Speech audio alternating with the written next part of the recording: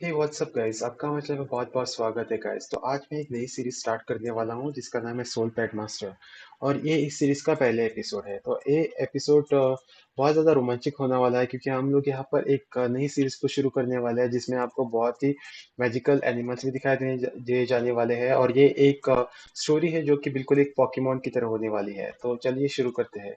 तो हमें दिखाया जाता है कि एपिसोड के शुरुआत में हमें जो मेन हीरो होता है यांशु, और ये स्टोरी पूरी की पूरी उसी के ऊपर बनी हुई है। तो यहाँ पर हमें दिखाया जाता है कि बताया जाता है कि एक ड्रैगन होता है जो कि बहुत ज्यादा ताकतवर होता है, और यह एक आइलैंड पर एक तालाब में कैद हुआ होता है। और वो कल्टीवेशन की वजह से वहां पर उसने ब्रेकआउट कर लिया होता है, जिसकी वजह से हम देखते हैं कि एक बंदा उसे पकड़ने के लिए चला जाता है क्योंकि उसे वो उस ड्रैगन को पकड़ कर उसे अपना सोल पैड बनाना था।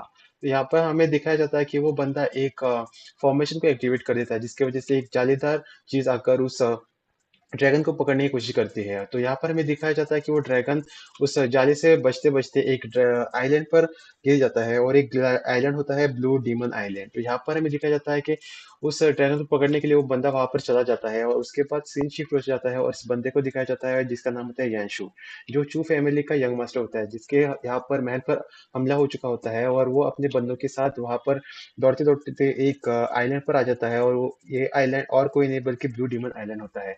और उसके पीछे कुछ बंदे पड़े होते हैं। यहाँ पर हमें दिखाया जाता है कि उन बंदों के पास एक कुछ उल्फ भी होते हैं जो उसके उन लोगों के सोल पैट्स होते हैं। और यहाँ पर हमें दिखाया जाता है मास्टर काव को, जो उन लोगों को घेर लेता है। और तभी हमें दिखाया जाता है कि वहां पर एक बंदा होता है जिसे एक डीमन पॉजेस कर लेता है, और ये डीमन का नाम होता है वाइट डीमन। और यहाँ पर हमें बताया जाता है कि वाइट डीमन बहुत ज्यादा खतरनाक होते हैं और जो लोगों को पॉजेस करके उनकी सोल पावर खा लेते हैं। तो यहाँ पर हम देखते हैं कि वो उस बंदे को वाइट डीमन पॉजेस कर लेता है। और तभी हम देख सकते हैं कि यहाँ पर जो बंदा होता है या जो कि यांशी का साथी होता है वो यहाँ से भागने की कोशिश करता है। और तभी हम देख सकते हैं कि वहां पर जो मेन विलन होता है जिसने एक व्हाइट डीमन को अपने स्पेल की मदद से कैद कर लिया होता है, वो उस व्हाइट डीमन को आजाद कर लेता है, जिसकी वजह से वो व्हाइट डीमन जाकर यहाँ पर यांशु के बंदे पर हमला कर देता है, जिसकी वजह से उसका वो बंदा वहीं पे मारा जाता है, जिसकी वजह से यांशु को बहुत ज्यादा गुस्सा आ जाता है। जिसकी वजह से यांशु उस बंदे से भिड़ने के लिए सीधा उसके ऊपर हमला कर देता है। पर यहाँ पर हमें पता चलता है कि यांशु की पावर बहुत ज्यादा कम थी, जिसकी वजह से वो वहीं पर बेहोश हो जाता है। फिर उसके बाद वो जो विलन होता है वो बोलता है कि इसे कैद करके ब्लू डिमन आइलैंड ले जाओ, और यहाँ पर व्हाइट डिमन को इसे बेट करा दो ताकि वो इसके ऊपर हमला उसे पॉजेस कर सके। अगर उसकी सोल पावर स्ट्रांग रही तो ये बच जाएगा, वरना व्हाइट डिमन उसे मार देगा। तो यहाँ पर हमें दिखाया जाता है कि एक बंदा दूसरे बंदे से बोलता है कि हम ये हमारे चू फैमिली का यंग मास्टर है, हमें इसे जाने देना चाहिए। फिर उसके बाद दूसरा बंदा बोलता है कि वैसे भी ये कुछ दिनों का मेहमान है, अगर व्हाइट डेमन में इसे पॉजेस कर लिया तो उसकी सुपर पावर खा लेगा, जिसकी वजह से ये मारा जाएगा। तो इसे कुछ दिनों तक हम इसे जिंदा रहने दे सकते हैं। फिर उसके बाद दिखाया जाता है कि ये लोग उसे कैद करके एक आइलैंड पर ले जाते हैं। और ये आइलैंड वही होता है ब्लू डीमन आइलैंड, जहाँ पर हमें दिखाया जाता है कि वहाँ पर मास्टर काव का राज्य होता है। और यहाँ पर हमें दिखाया जाता है कि उन लोगों को एक पीट के अंदर डाल दिया जाता है, जहाँ पर सभी लोगों को किडनैप करके लाया जा चुका था। और यहाँ पर इन लोगों को एक दूसरे के साथ फाइटिंग करनी होती है, और जो भी आखिर में बच जाता है वो लोग यहाँ पर आइलैंड पर सर्वाइव कर सकते हैं। जहाँ पर हमें दिखाया जाता है यंशु और बाकी कुछ लोग यहाँ पर होते हैं, और यहाँ पर वुल्फ डीमन भी होते हैं जो इनके ऊपर हमला कर रहा होता है। और यहाँ पर मुझे लगता है कि ये लोग एक दूसरे को मारना शुरू कर देते हैं। यहाँ पर एक मोटा बंदा होता है जिसका नाम होता है गोमो, जो अपने आप को बचाने के लिए यांशु को वुल्फ के सामने फेंक देता है। पर यांशु अपने फाइटिंग स्किल्स की वजह से उस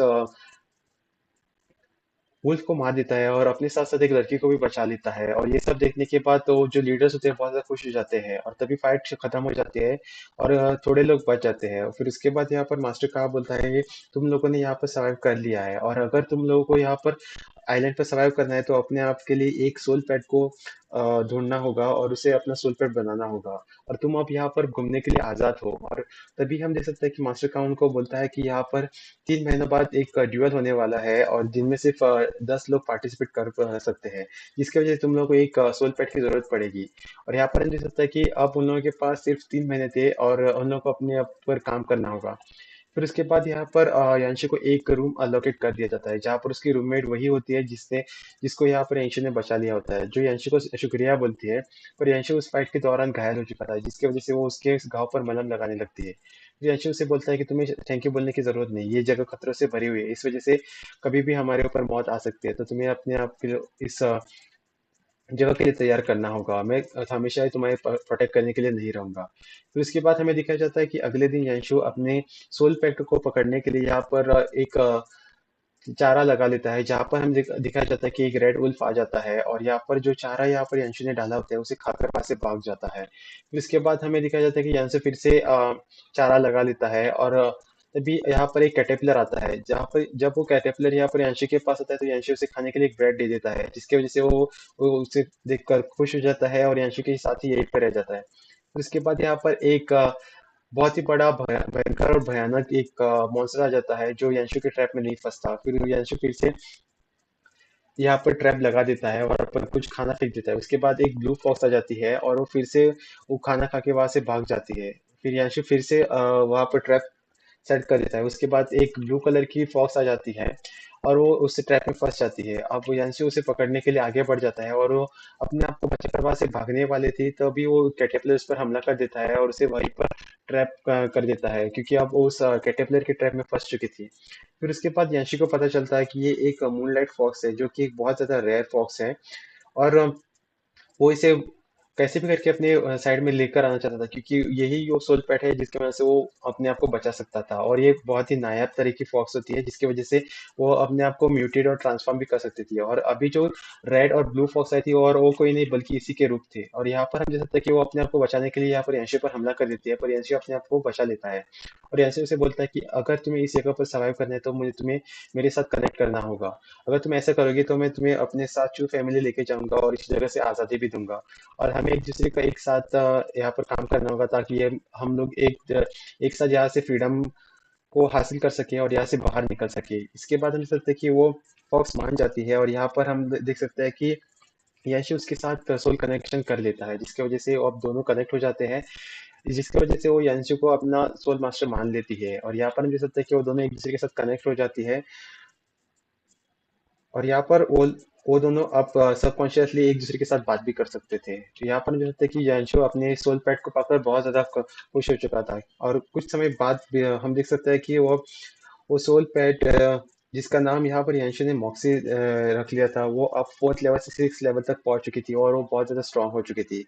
और यहाँ पर और ड्यूअल कंपटीशन होने वाला था। और तभी हम देख सकते हैं कि ड्यूअल कंपटीशन के एक रात पहले यहाँ पर जब याशु घूम रहा था तो तुम्हें उसे अचानक से एक ट्रेजर दिखाई देता है और उस ट्रेजर को लेने के लिए जाने ही वाला था, तभी वहां पर गुम आ जाता है और बोलता है कि तुम चुपचाप यहाँ से या अपने पेट को लेकर चली जाओ, क्योंकि ये ट्रेजर हमारा है, क्योंकि हम लोगों ने उसे पहले देखा था। फिर यहाँ पर हम देख सकते हैं कि यांशु यहाँ से जाने से मना कर देता है। और तभी हम देख सकते हैं कि गोमू का जो पैड था वो बहुत ज्यादा स्ट्रांग था और 8 लेवल का था, तो जिसकी वजह से वो श्योर था कि वो यहाँ पर यंशु के पैड को हरा देगा। यहाँ पर हम देख सकते हैं कि यंशु का जो सोल पैड था और यहाँ पर गोमू का जो सोल पैड था वो यहाँ पर आपस में लड़ने के लिए तैयार हो जाते हैं और ये एक दूसरे के साथ भिड़ जाते हैं। यहाँ पर हमें पता चलता है कि यंशु का सोल पैड था वो गोमू के सोल पैड पर भारी पड़ने लगता है, क्योंकि वो बहुत ज्यादा फुर्तीला होता है। और इसी के साथ हमें दिखाया जाता है कि मॉक्सी यहाँ पर गोमू के सोल फूल पर यहाँ पर एक हमला कर देते हैं, जिसकी वजह से वो थोड़ा बहुत जख्मी हो जाता है। और यहाँ पर हमें दिखाया जाता है गोमू को, जिसे बहुत ज्यादा गुस्सा आ चुका था, इसकी वजह से वो फिर से उन लोगों पर हमला कर देता है। और यहाँ पर मॉक्सी भी अपने स्नीक अटैक को एक्टिवेट कर लेती है, जिसकी वजह से वो उसके अटैक से बच जाती है। फिर उसके बाद हमें दिखाया जाता है कि इन दोनों पेट्स की यहाँ पर लड़ाई हो रही होती है, जिसकी वजह से मॉक्सी थोड़ी घायल हो जाती है और वो इसी बात का फायदा उठाते हुए वो जाकर यहाँ पर यांशु पर हमला करने वाला होता है कि तभी यहाँ पर मॉक्सी बीच में आकर उसके ऊपर हमला कर देती है, जिसकी वजह से वो यहाँ पर सोल पैड गोमू का सोल पैड यहाँ पर घायल होकर मारा जाता है, जिसकी वजह से हमें दिखाया जाता है कि इसका परिणाम यहाँ पर गोमू पे हो जाता है, क्योंकि यहाँ पर जैसे ही उसका सोल पैड खत्म हो जाता है, उसके अंदर का जो व्हाइट डीमन होता है जो अब तक उस सोल पैड की ताकत पर जिंदा था, वो अब सोल पैड के ना होने की वजह से गोमू की पावर कंज्यूम करने लगा, जिसकी वजह से वो यहाँ पर मारा जाता है और यहाँ पर उसका ब्लू डिमन भी बाहर आ जाता है। और यहाँ पर हमें दिखाया जाता है यांशी को, जो जिसे अब पता चल गया था कि उसे अपनी सोल पावर को बढ़ाना है और ताकतवर करना है, जिसकी वजह से और इसी वजह से वो यहाँ पर सर्वाइव कर सकता है। और तभी हम देखते हैं यंशी को, जिसके अंदर का जो व्हाइट डीमन होता है वो उसके ऊपर हावी होने लगता है और यंशी यहाँ पर एक जगह पर बैठकर कल्टीवेट करने लगता है, बोलता है कि तुम्हें अब अभी मेरी पावर कंज्यूम नहीं कर सकते। अगर तुम्हें ऐसे ही सर्वाइव करना है तो तुम्हें मेरे ऊपर डिपेंडेंट होना पड़ेगा, और जिसकी वजह से मुझे थोड़ा टाइम चाहिए ताकि मैं अपनी सोल को और भी ज्यादा ताकतवर बना सकूं। अब हमें यहाँ पर दिखाया जाता है व्हाइट डीमन को, जो यहाँ पर यांशु के अंदर से 80% पावर सोख चुका था, जिसकी वजह से यांशु अब थोड़ा कमजोर हो चुका था, क्योंकि अब वो सिर्फ 20% पावर पर सर्वाइव कर रहा होता है। यांशु और दूसरी तरफ हमें दिखाया जाता है कि मॉक्सी को, जो भी बहुत ज्यादा घायल हो चुकी थी और कल के कंपटीशन के लिए उन लोगों को तैयार भी होना था। इसी के साथ हमें दिखाया जाता है कि यहाँ पर यांशु मेडिटेट करने लगता है और यहाँ पर ये एपिसोड खत्म हो जाता है गाइस। देखने के लिए बहुत बहुत शुक्रिया। मैं इसका अगला एपिसोड बहुत जल्द अपलोड करूंगा, और अगर आप हमारे चैनल पर नीचे सब्सक्राइब करें ताकि जब भी मैं इसका अगला एपिसोड अपलोड करूँ तो आपको इसी बारे में पता चल जाएगा। सब्सक्रिप्शन फ्री है गाइस, तो जब भी आप सब्सक्राइब करें तो बेल आइकन को दबाना ना भूलिएगा। देखने के लिए बहुत बहुत शुक्रिया।